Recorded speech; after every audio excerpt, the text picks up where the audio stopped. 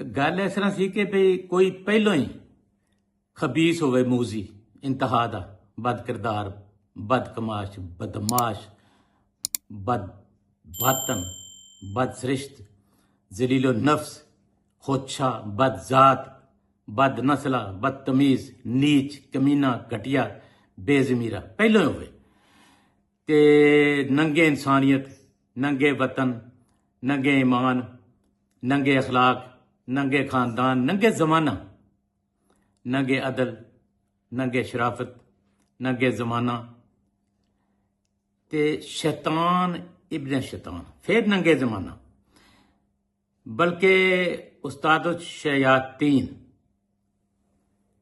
ਤੇ ਉੱਤੋਂ ਫਿਰ ਉਹਨੂੰ ਦੁਨੀਆ ਦੀ ਸੁਪਰ ਪਾਵਰ ਸਭ ਤੋਂ ਵੱਡੀ ਤਾਕਤ ਅਮਰੀਕਾ ਦੀ ਮਿਲ ਜਾਏ ਸਦਾਰਤ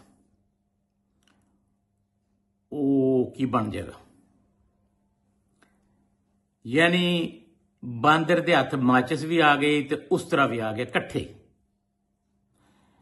ਤੇ ਫਿਰ ਲੋਕਾਂ ਦਾ ਕੀ ਹਸ਼ਰ ਨਸ਼ਰ ਹੋਏਗਾ ਉਹ ਐਸ ਹੋਣ ਦੀ ਦੁਨੀਆ ਨਾਲ ਹੋਣ ਰਹੀ ਹੈ ਤੇ ਕੀ ਉਹਨੇ ਫਰਮਾ ਦਿੱਤਾ ਤੇ ਕੀ ਹੋਣਾ ਉਹ ਮੈਂ ਜਰਾ ਅਰਜ਼ ਕਰਾਂ ਜਿਹੜਾ ਜੋ ਕੁਝ ਬਿਲਕੁਲ ਐਨ ਸਿਰ ਤੇ ਆ ਕੇ ਖਲੋਤਾ ਅੱਜ ਕੱਲ ਪਰਸੋਂ ਹੋਣਾ ਇਹ ਚੰਦ ਦਿਨਾਂ 'ਚ ਹੀ ਹੋਣਾ ਹੈ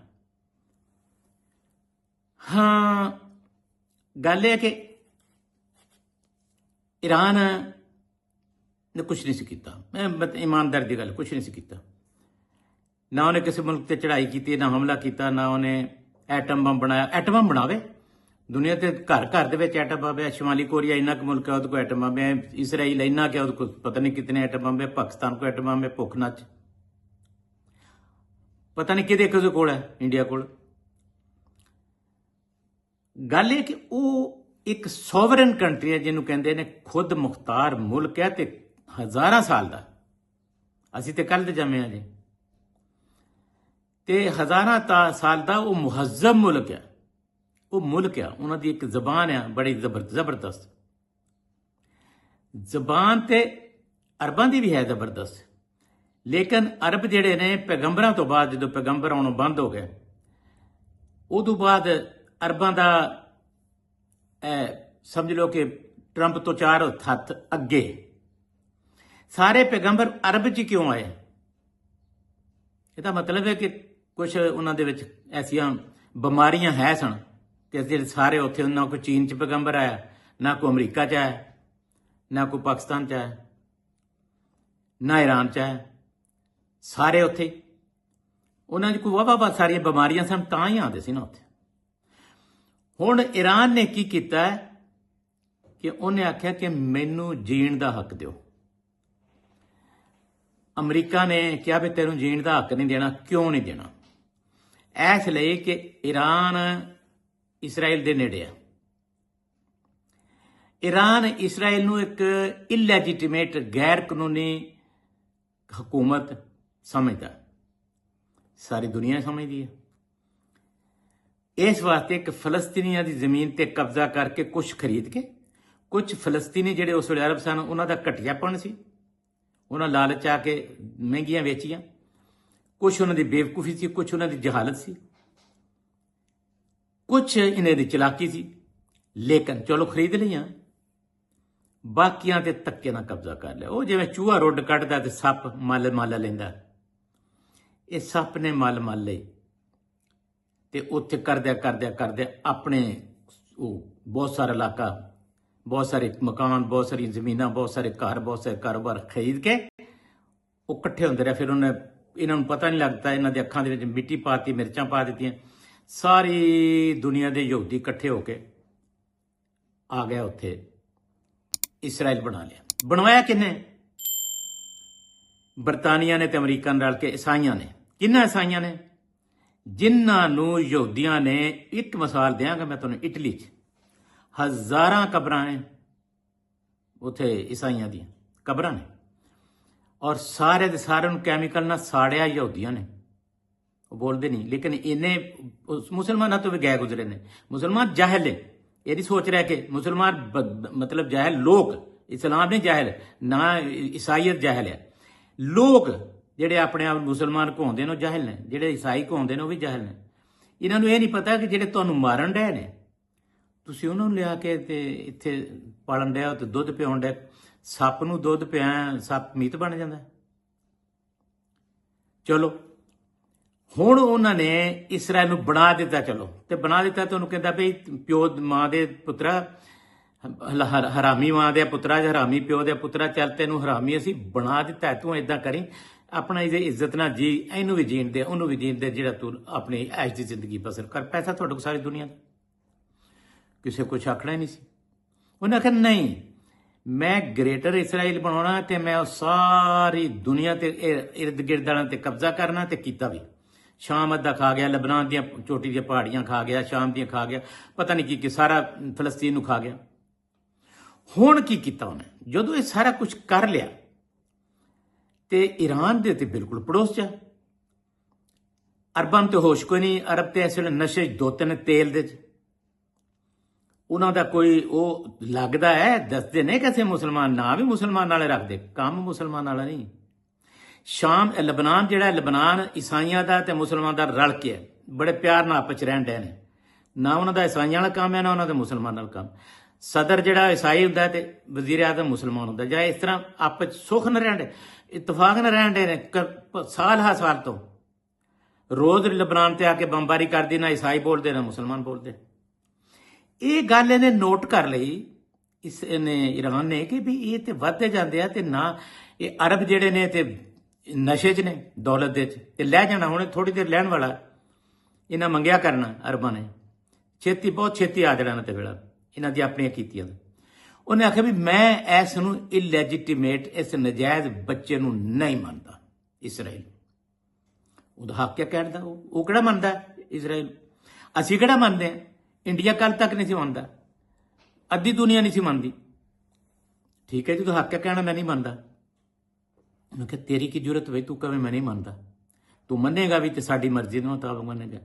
ਇਹ ਫਿਰ ਨਾ ਹੋਇਆ। ਅਰਬਾਂ ਨੇ ਕੀ ਕੀਤਾ ਕਿ ਅਰਬ ਜਦੋਂ ਅਯਾਸ਼ੀ ਦੇ ਹੱਦ ਤੱਕ ਪਹੁੰਚ ਗਏ, ਦੌਲਤ ਉਹਨਾਂ ਕੋਲ ਬੇਪਨਾਹ ਹੋ ਗਈ, ਤੇ ਉਹਨਾਂ ਨੂੰ ਅਮਰੀਕਾ ਨੇ ਡਰਾ ਦਿੱਤਾ, ਜਿਵੇਂ ਈਸਾਈਆਂ ਨੂੰ ਡਰਾਇਆ ਸੀ। ਉਦੋਂ ਤੇ ਨਹੀਂ ਅਮਰੀਕਾ ਦੇ ਵਿੱਚ ਈਸਾਈ ਸੀ ਨਾ, ਤੇ ਸਿਰਫ ਇਟਲੀ ਸੀ। ਜਿੱਦਾਂ ਅਮਰੀਕਾ ਨੇ ਉਹਨਾਂ ਨੂੰ ਡਰਾ ਦਿੱਤਾ ਕਿ ਭਈ ਤੁਹਾਨੂੰ ਖਾ ਜਾਏਗਾ ਈਰਾਨ, ਤੁਹਾਨੂੰ ਖਾ ਜਾਏਗਾ ਈਰਾਨ, ਤੁਹਾਡੀ ਹਿਫਾਜ਼ਤ ਦੀ ਜ਼ਰੂਰਤ ਹੈ। ਜੋ ਪੈਸਾ ਅਰਬਾਂ ਕੋਲ ਲੈ ਕੇ ਤੇ ਜੋ ਜਹਾਜ਼ ਹੈ, ਬਹਿਰੀ ਜਹਾਜ਼ ਵੱਡੇ ਵੱਡੇ ਜਿਹੜੇ ਨੇ, ਉਹ ਉੱਥੇ ਲਿਆ ਕੇ ਖੜੇ ਕਰਤੇ। ਜਿਹੜਾ ਇੱਕ ਇੱਕ ਜਹਾਜ਼ ਦੇ ਵਿੱਚ 100 200 ਹਵਾਈ ਜਹਾਜ਼ ਹੈ, ਇੱਕ ਜਹਾਜ਼ ਦੇ ਉੱਤੇ 100 200 ਹਵਾਈ ਜਹਾਜ਼ ਹੈ। ਏਡੇ ਏਡੇ ਵੱਡੇ ਬਹਿਰੀ ਬੇੜੇ ਲਿਆ ਕੇ ਲਿਆਤੇ। ਅੱਛਾ, ਉਹਨਾਂ ਨੂੰ ਕੋਈ ਸ਼ੌਂਕ ਚੜਿਆ ਸੀ ਅਮਰੀਕਾ ਨੂੰ? ਨਹੀਂ, ਉਹ ਤੇਲ ਦਿਸਦਾ ਸੀ ਨਾ। ਅੱਗੇ ਉਲੂ ਦੇ ਪੱਠੇ ਦਿਸਦੇ ਸੀ, ਉਹ ਲੁੱਟਦੇ ਰਹੇ। ਫਿਰ ਜਦੋਂ ਕਿਸੇ ਵੇਲੇ ਬਹੁਤਾ ਖਾਣ ਨੂੰ ਦਿਲ ਕਰਦਾ। ਹੁਣ ਇਹ ਜਿਹੜਾ ਬੰਦਾ ਹੈ, ਇਹ ਤੇ ਅੱਗੇ ਹੀ ਜਿਹੜਾ ਮੁਸ਼ਰਫ ਨਕੀ ਦੇਣਾ ਟਰੰਪ ਆ, ਟਰੰਪ ਤੇ ਅੱਗੇ ਹੀ ਬਦ ਨਸਲਾ ਬਹੁਤ ਜ਼ਿਆਦਾ। ਇਹਦੇ ਜੋ ਉਹ ਗੱਲਾਂ ਨੇ ਜਿਹੜੀਆਂ 10 ਸਭ ਨੂੰ ਪਤਾ ਹੈ, ਇਹਦੇ ਚ ਉਹ ਬੁਰਾਈਆਂ ਨੇ ਜਿਹੜੀਆਂ ਜਾਨਵਰ ਚ ਵੀ ਨਹੀਂ ਹੋ ਸਕਦੀ। ਇਹ ਮੈਂ ਓਪਨਲੀ ਕਹਿਣ ਡਿਆ, ਪਤਾ ਐਸੇ ਵੀਡੀਓ 'ਚ ਰੋਜ਼ ਵੇਖਦਾ ਕੀ ਕਰਦਾ। ਇਹਨੂੰ ਆਪਣੀ ਧੀ, ਆਪਣੀ ਮਾਂ, ਆਪਣੀ ਭੈਣ ਦਾ ਨਹੀਂ ਪਤਾ। ਇਸ ਕਦਰ ਬਦ ਕਿਰਦਾਰ ਹੈ। ਉਹਦੇ ਪਿੱਛੇ ਚੁੱਕੇ ਸੁਪਰ ਪਾਵਰ ਹੈ, ਉਹ ਬਦਮਾਸ਼ ਬਣ ਕੇ ਆ ਗਿਆ। ਉਹਨੇ ਆਖਿਆ ਜੀ ਮੈਂ ਲੁੱਟਾਂ ਵੀ ਇਹਨਾਂ ਨੂੰ। ਗੋਇਆ ਕੀ ਫਿਰ ਜਿਹੜੇ ਅਸਲ ਈਸਾਈ ਨੇ, ਅਸਲ ਈਸਾਈ ਤੇ ਪਾਪ ਪੋਲ ਤੇ ਇਟਲੀ 'ਚ ਬੈਠੇ ਆ ਨਾ, ਵੈਟੀਕਨ ਸਿਟੀ 'ਚ। ਮੈਂ ਵੇਖ ਕੇ ਆਇਆ ਪਾਪ ਪੋਲ ਦਾ ਘਰ, ਮਹਲ, ਉਹਦਾ ਸਾਰੀ ਚਰਚ। ਉਹ ਤੇ ਨਹੀਂ, ਉਹ ਕਹਿੰਦੇ ਨਹੀਂ ਅਸੀਂ ਨਹੀਂ ਮੰਨਦੇ ਅਮਰੀਕਾ ਦੀਆਂ ਹਰਾਮਜ਼ਾਦੀਆਂ ਨੂੰ, ਇਹ ਗਲਤ ਕਰਨ ਡਿਆ। ਇਹਦਾ ਕੀ ਕੰਮ ਹੈ? ਕੋਈ ਯੂਰਪ ਦਾ ਮੁਲਕ, ਕੋਈ ਵੀ ਯੂਰਪ ਦਾ ਕੋਈ ਵੀ ਮੁਲਕ, ਨਾਰਵੇ, ਫਿਨਲੈਂਡ, ਹਿੰਲੈਂਡ, ਜਿੱਦਾਂ ਮੁਲਕ ਨੇ, ਜਰਮਨੀ, ਹਾਲਾਂਕਿ ਫਰਾਂਸ, ਬਰਤਾਨੀਆ, ਕੋਈ ਵੀ ਇਹਦੇ ਨਾਲ ਨਹੀਂ। ਤੇ ਅਸਲ ਤੇ ਉਹ ਨੇ ਈਸਾਈ। ਇਹ ਕਿੱਥੋਂ ਦਾ? ਇਹ ਤੇ ਚੋਰੋ ਚੱਕਿਆਂ ਦਾ ਮੁਲਕ ਆ ਅਮਰੀਕਾ, ਤੇ ਸਾਰੇ ਇੱਥੋਂ ਭੱਜੇ ਨਾ ਬਰਤਾਨੀਆ ਤੋਂ। ਉਹਨੇ ਫਿਰ ਕਿਹਾ ਕਿ ਭਈ ਮੈਂ ਹੁਣ ਇਹਨਾਂ ਕੋ ਅਰਬਾਂ ਕੋ ਪੈਸੇ ਲੈਣਾ। ਇਸਰਾਈਲ ਨੇ ਦਰਅਸਲ ਉਹਨੂੰ ਐਸਾ ਪੁੱਟਿਆ ਨੇਤਨਯਾਹੂ ਨੂੰ। ਇੱਕੋ ਜਿਹੇ ਸਨ, ਕਜ਼ਨ ਹੀ ਨੇ ਉਸ ਤਰ੍ਹਾਂ। ਖੈਰ ਨਾਲ ਉਹੋ ਜਿਹਾ ਪੜਵਾ ਜਿਹੜਾ ਨੇ ਇਹ ਟਰੰਪ ਆ, ਕਪੱਤੀ ਰਨ, ਉਹੋ ਜਿਹਾ ਉਹ ਬਦ ਨਸਲਾ ਜਿਹਾ। ਦੋਨਾਂ ਦੇ ਖਿਲਾਫ ਕੇਸ ਨੇ ਬੜੇ ਕਰਪਸ਼ਨ ਦੇ, ਦੋਨੋਂ ਫੜੇ ਜਾਣੇ ਕਿਸੇ ਨਾ ਕਿਸੇ ਨੇ, ਆਪਣੇ ਮੁਲਕ ਦੋਨਾਂ ਨੇ ਜੇਲ੍ਹ ਜਾਣਾ। ਹੁਣ ਉਹਨੇ ਇਹ ਇਸਰਾਈਲ ਨੂੰ ਤੋਹਫਾ ਦਿੱਤਾ ਕਿ ਲੈ ਵੀ ਇਦਾਂ ਕਰ, ਮੈਂ ਇਹਨਾਂ ਕੋਲ ਮੈਂ ਵੀ ਪੈਸੇ ਖਿੱਚਣਾ ਤੇ ਤੇਰੇ ਦੁਸ਼ਮਣਾਂ ਨੂੰ ਮਾਰ ਦੇਣਾ, ਕਮਜ਼ੋਰ ਕਰ ਦੇਣਾ, ਤੂੰ ਤਗੜਾ ਹੋ ਜਾ। ਲੇਕਿਨ ਅਸਲ ਮਕਸਦ ਆਪਣੇ ਆਪ ਨੂੰ ਤਗੜਿਆਂ ਕਰਨਾ ਸੀ। ਹੁਣ ਜਿਹੜਾ ਆ ਗਿਆ ਜੀ ਠੀਕ ਹੈ। ਹੁਣ ਇਹ ਗੱਲ ਵੱਖਰੀ ਹੈ, ਇਸ ਗੱਲ ਭੁੱਲ ਜਾਓ। ਇਹ ਗੱਲ ਵੱਖਰੀ ਹੈ ਕਿ ਇਹ ਜੋ ਕੁਝ ਕੀਤਾ ਹੈ ਇਹਦਾ ਮੁਕਾਫਤ ਤੇ ਅਮਲ ਜਾਂ ਜਿਹਨੂੰ ਕਾਰਮਾ ਕਹਿੰਦੇ ਆ, ਇਹ ਉਲਟ ਪੈ ਜਾਏ, ਵੱਖਰਾ ਪੈ ਜਾਏ, ਇਹ ਇਹਦੇ ਤੇ ਪੈ ਜਾਏ ਅਮਰੀਕਾ ਤੇ, ਕੋਈ ਵੱਡੀ ਗੱਲ ਨਹੀਂ। ਪਰ ਹੋਣਾ ਕੀ ਹੈ? ਹੋਣਾ ਇਹ ਹੈ ਕਿ ਇਹਦਾ ਅਸਲ ਮੰਜ਼ਿਲ ਪਾਕਿਸਤਾਨ ਹੈ। ਪਤਾ ਨਹੀਂ ਅੱਜ ਕੱਲ ਸਾਲ ਨੂੰ 2 ਸਾਲ ਨੂੰ ਇਹ ਪਾਕਿਸਤਾਨ ਦੇ ਖਿਲਾਫ ਘੇਰਾ ਤੰਗ ਹੋਣਾ ਸ਼ੁਰੂ ਹੋ ਗਿਆ। ਅਗਰ ਤੇ ਪਾਕਿਸਤਾਨ ਐਡਾ ਸੌਖਾ ਨਹੀਂ ਹੈ, ਲੇਕਿਨ ਫਿਰ ਵੀ ਉਹਨੂੰ ਜ਼ਲੀਲ ਤੇ ਕਰ ਸਕਦੇ ਨਾ। ਹੁਣ ਉਹਨੇ ਕੀ ਕਰਨਾ ਕਿ ਇਹਨੇ ਹੁਣ ਹੋਣਾ ਕੀ ਆ, ਜਿਹੜਾ ਹੁਣ ਚੰਦ ਦੇਣਾ ਚਾਹੁਣ ਵਾਲਾ, ਉਹਨੇ ਇਹ ਜਿਹੜਾ ਸੁਲਹਨਾਮਾ ਤੇ ਮੈਂ ਜੰਗਬੰਦੀ ਤੇ ਇਹਦੇ ਬਹਾਨੇ ਉਸਨੇ ਈਰਾਨ ਨੂੰ ਬਰਬਾਦ ਕਰਨਾ ਕਿਸੇ ਵੀ ਵੇੜੇ। ਈਰਾਨ ਤੇ ਇਤਨੇ ਸ਼ਦੀਦ ਨੁਕਸਾਨ ਪਹੁੰਚਾਉਣਾ, ਇਤਨੇ ਸ਼ਦੀਦ ਸੱਟ ਲਾਉਣੀ ਉਹਨੇ ਕਿ ਈਰਾਨ ਵੇਖਦਾ ਰਹਿ ਜਾਏਗਾ, ਦੁਨੀਆ ਵੇਖਦੀ ਰਹਿ ਜਾਏਗੀ। ਧੋਖਾ ਕਰਨਾ, ਟਰੰਪ ਦਾ ਕੰਮ ਹੀ ਧੋਖਾ ਕਰਨਾ। ਉਹ ਆਪਣੇ ਮੁਲਕ ਨਾਲ ਧੋਖਾ ਕੱਢਿਆ, ਆਪਣੇ ਆਵਾਮ ਨਾਲ ਧੋਖਾ ਕੱਢਿਆ, ਆਪਣੇ ਆਵਾਮ ਨੂੰ ਬਰਬਾਦ ਕਰ ਦਿੱਤਾ। ਉਹਨਾਂ ਦੇ ਆਵਾਮ ਰੋਂਦੇ 80% ਜਲੂਸ ਕੱਢਣ ਡਏ ਨੇ ਅਮਰੀਕਾ ਜਿਹਦੇ ਖਿਲਾਫ। ਤੇ ਦੂਜਾ ਉਹਨੇ ਅਰਬਾਂ ਨੂੰ ਸੈੱਟ ਵੀ ਕਰਨਾ ਤੇ ਅਰਬਾਂ ਕੋਲੋਂ ਉਹਨੇ ਕਹਿਣਾ ਕਿ ਅੱਛਾ ਬਈ ਚੰਦ ਕਿੱਥੇ ਗੁਜ਼ਾਰੀਏ ਰਾਤ ਪਿਆ, ਉਹ ਜਰਾ ਪੈਸੇ ਦਿਓ, ਇਹ ਤੁਹਾਡੀ ਮੈਂ ਜੰਗ ਰਿਹਾ, ਮੈਂ ਤੁਹਾਡਾ ਡਿਫੈਂਸ ਕੀਤਾ। ਲੱਗ ਉਹਨਾਂ ਦਾ ਕੁਛ ਨਹੀਂ ਕੀਤਾ, ਉਹਨਾਂ ਤੋਂ ਬਰਵਾਇਆ। ਯਾਨੀ ਮਰੇ ਇਸਰਾਈਲੀ, ਈਰਾਨੀ, ਅਰਬ, ਅਮਰੀਕੀ ਤਾਂ ਕੋਈ ਨਹੀਂ ਮਰਿਆ।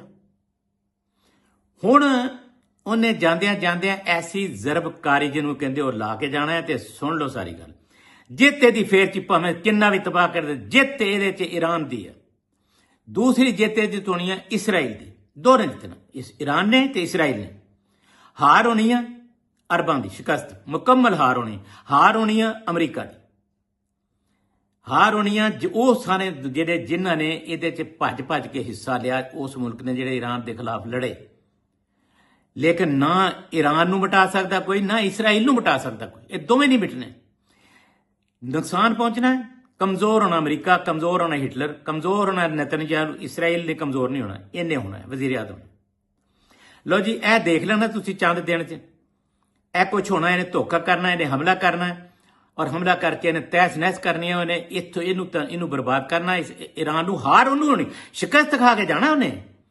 ਔਰ ਉਸ ਤੋਂ ਬਾਅਦ ਕੋਈ ਸੁਲ੍ਹਾ ਲਾਲਾ ਬਾਨਾ, ਫੇਸ ਸੇਵਿੰਗ ਦੀ ਵੱਖਰੀ ਗੱਲ, ਲੇਕਿਨ ਜਾਣਾ ਸ਼ਿਕਸਤ ਖਾ ਕੇ, ਹਾਰ ਕੇ ਜਾਣਾ। ਜਿੱਤਣਾ ਈਰਾਨ ਨੇ, ਇਸਰਾਈਲ ਨੇ। ਤੇ ਲੇਕਿਨ ਇਹ ਵੇਖਣਾ ਤੁਸੀਂ ਕਿਸੇ ਵੇਲੇ ਖਬਰਾਂ ਆ ਜਾਣਗੀਆਂ ਟੀਵੀ ਤੇ ਕਿ ਸੁਲ੍ਹਾ ਹੋ ਗਈ ਤੇ ਇਹ ਪਹਿਲਾਂ ਸੁਲ੍ਹਾ ਤੋਂ ਪਹਿਲਾਂ ਜੋ ਕਾਰਨਾਮਾ ਹੋਏਗਾ ਜ਼ਰਾ ਅੱਖਾਂ ਡੇਲੇ ਟੱਡ ਕੇ ਵੇਖ ਲੈਣਾ। ਬਹੁਤ ਭਿਆਨਕ ਕਾਰਨਾਮਾ ਹੋਗਾ ਜਿਹੜੇ ਸਾਰੀ ਦੁਨੀਆ ਯਾਦ ਰੱਖੇਗੀ।